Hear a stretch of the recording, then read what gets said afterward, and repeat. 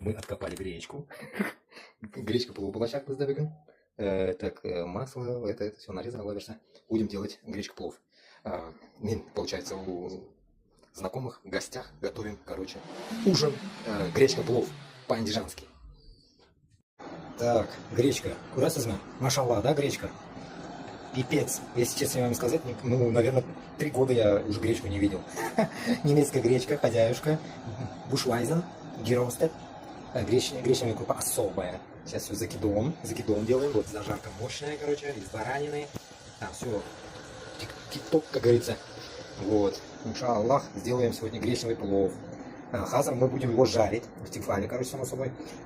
Помоем и жарим гречку. Потом только будет закидон туда. Давайте.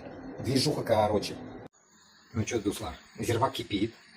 Зирвак классно кипит. Сейчас гречка жарится. Сейчас зажарим гречку. Помыла его. 3 раза помыл, хватит. Ну, такая мутная, черная вода вышла вначале, а потом нормализовалась. Ну, пыль, как говорится. Пыль России.